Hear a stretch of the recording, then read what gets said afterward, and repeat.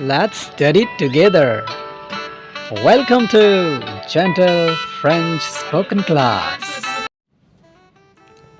Bonjour les amis, comment allez-vous tous? J'espère que tous sont en forme à bien. Hello friends, hello दोस्तों, how are you all? आप सब कैसे हैं? I hope you all are fit and fine. आशा करता हूँ आप सब स्वस्थ और ठीक ठाक होंगे. Aujourd'hui, nous allons apprendre sur le parfait temps le passé composé. Aujourd'hui, nous allons apprendre sur le parfait temps le passé composé. Today, आज हम हम सीखने वाले about the present perfect tense के बारे में. ठीक है, लेट्स बिगिन. चलो शुरू करते हैं. Commençons. As in English language, there is present perfect tense. ठीक है, अंग्रेजी लैंग्वेज में प्रेजेंट परफेक्ट टेंस होते हैं. To show the actions recently, जो हाल ही में का एक्शन हुआ हो, या एक्शन जो पास्ट में हुआ हो लेकिन बहुत समय पहले नहीं हुआ हो.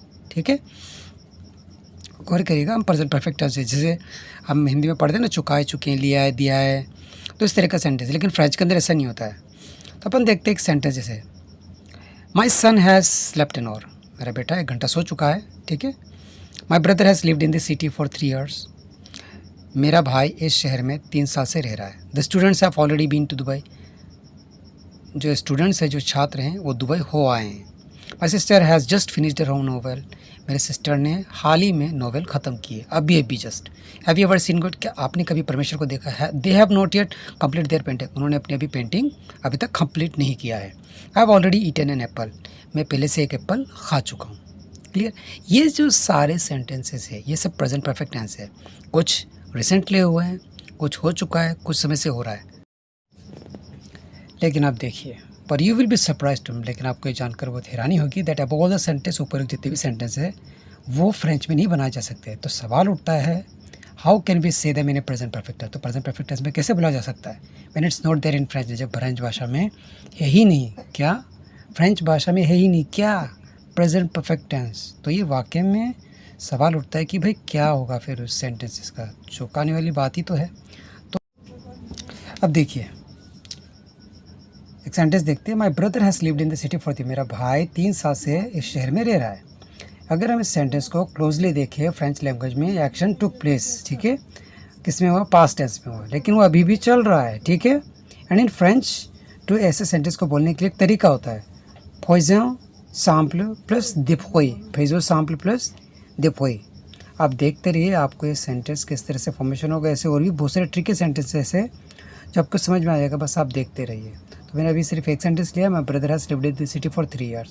आपको पता है, चुकाए, चुके हैं, लिया है, दिया है. ठीक है, इस तरह का सेंटेंस के अंदर भी इस्तेमाल करते. देखो, दिफोई मीन्स सिंस और फॉर, सेंटेंस का एक ही वर्ड दोनों के लिए आता है, लेकिन इंग्लिश के अंदर ऐसा नहीं है. सिंस निश्चित समय के लिए आता है, निश्चित समय बोले तो 1999, 1 o'clock, 2 o'clock. लेकिन फॉर अनसर्टेन टाइम के लिए आता है, 1 घंटा, 2 घंटा, 1 साल, 2 साल, 1 सप्ताह, 2 सप्ताह, इस तरह का. ठीक है. और ये इंडिकेट करता है action that take place in the present tense. ठीक है, मतलब प्रेजेंट परफेक्ट टेंस में. But that action begin in the past, वो घटना कब हुआ होता है?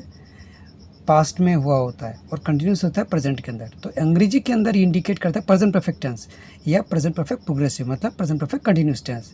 जैसे I have been living in this house for 2 years, मैं इस घर में 2 साल से रह रहा हूँ. ठीक है. लेकिन फ्रेंच में अंदर ऐसा कुछ नहीं है, तो उसको बोलने का एक तरीका होता है. तो क्या क्या हम समझेंगे, देखिए आप. My brother has lived in this city for 3 years, मेरा भाई इस शहर में 3 साल से रह रहा है. अब फ्रेंच में कैसा होगा?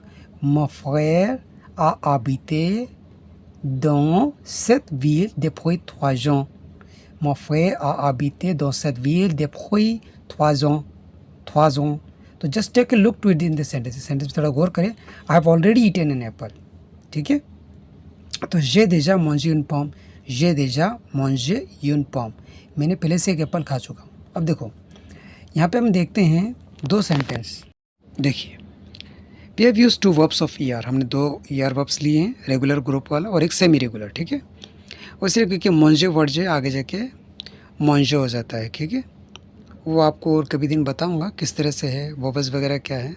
फिलहाल अभी मैं आपको बताना चाहता हूँ कि 2 ER वाले वर्ब्स लिए. ठीक है. और वो कैरी करता है हैज़ ए, मतलब जो शो करता है प्रेजेंट परफेक्ट टेंस को. ठीक है.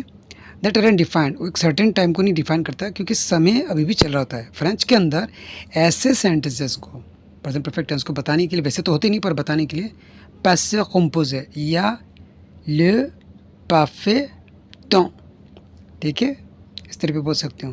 तो एक वर्ड इस्तेमाल करते हैं déjà। क्या इस्तेमाल करते हैं? déjà। कौन से सेंटेंस को बोलने के लिए? जो हाल मतलब पहले से हो चुका, ऑलरेडी वाला जो वर्ड होता है ना, उसके लिए। तो हम वो किस तरह से है, हम उसको और भी क्लियर करेंगे। ठीक है, let's take one more sentence. ठीक है, एक और सेंटेंस देखते हैं। My sister has just finished her novel. मेरी बहन ने अभी हाल ही में एक नॉवल ख़त्म किया है। ठीक है, हाल ही में, जस्ट फिनिश्ड। तो फ्रेंच में कैसा बोलना होगा? वैसे तो होते नहीं, लेकिन फ्रेंच में तरीका है ऐसे सेंटेंस को बोलने के लिए, जस्ट जो अभी भी फिनिश मतलब ख़त्म हुआ है। तो मैसर व्यंद, क्या इस्तेमाल किया इसने? व्यंद फिनिशर गोमो, और गोमो नहीं है, गोमो। ठीक है, गोमो। तो मैसर व्यंद फिनिशर गोमो। To make such sentences of this present perfect tense incident, ऐसे घटना या एक्शंस जो अभी भी हुआ है, फ्रेंच के अंदर सेंटेंस बनाने के लिए इस्तेमाल करते हैं वेनियर द प्लस इन्फिनिटिव। इन्फिनिटिव, अफिनिटिव, तो वो क्या होता है? ठीक है, फ्रेंच में अफिनिटिव और इंग्लिश के अंदर इन्फिनिटिव। ठीक है, तो आप देखोगे ढंग से। Let's see one more sentence, एक और सेंटेंस देखते हैं। Have you ever seen God? क्या आपने कभी परमेश्वर को देखा है? तो इस सेंटेंस को लिखने के लिए क्या करते हैं अपन? हम इस्तेमाल करते हैं पैसिव कॉम्पोजिट। ओके, अब इस सेंटेंस को लिखने के लिए क्या करते हैं? देशा। And to ask if someone has ever done something, या कभी किसी ने कुछ काम किया हो, जैसे have you ever heard this, have you heard this name. तो इस तरह का जो सेंटेंस जो कभी किसी ने किया है, तो फ्रेंच में कैसे लिखा है? Have you ever seen God? आपने कभी परमेश्वर को देखा है? तो फ्रेंच में कैसे? दो तरह के सेंटेंस को बोला जा सकता है, आवे वो déjà vu dieu और आवे वो déjà vu dieu, आवे वो déjà vu dieu। Have you ever seen God. दूसरा, एस्क vous avez déjà vu dieu, एस्क vous avez déjà, दोनों का अर्थ एक ही है, have you ever seen God, have you ever seen God. बस तरीका है, इन्वर्जन वाले है तरीका, और ये एस्क वाले सेंटेंस का तरीका है। तो मेरा कहने का मतलब ये है कि फ्रेंच के अंदर प्रेजेंट परफेक्ट टेंस नहीं होते हैं, लेकिन अगर बोलना है तो उसके अलग अलग तरीके होते हैं और आपको थोड़ा सीखना पड़ेगा। पर आपको ये भी पता होना चाहिए कि प्रेजेंट परफेक्ट टेंस मतलब इंग्लिश के बारे में आपको जानकारी होना चाहिए। क्लियर? मैं हिंदी में बता रहा हूँ, पर आप साथ में देखते भी रहिए। वीडियो शायद थोड़ा लंबा हो सकता है, पर आपका कॉन्सेप्ट पूरा क्लियर हो जाएगा। क्लियर? देखिए एक बार और देखिए। Have you ever seen God, आवे वो déjà vu dieu, इन्वर्जन वाले सेंटेंस है। इन्वर्जन मालूम है ना, जहाँ पे वर्ब को पहले लेते हैं सब्जेक्ट से पहले। और एस्क vous avez, हाँ या यस या नो वाले कुछ है। Have you ever seen God, तो कुछ आंसर में कैसे आएगा? हाँ देखा है तो देखा है, नहीं तो नहीं। ठीक है, so thank you for watching this video. Video देखने की शुक्रिया। लाइक कर सब्सक्राइब करें।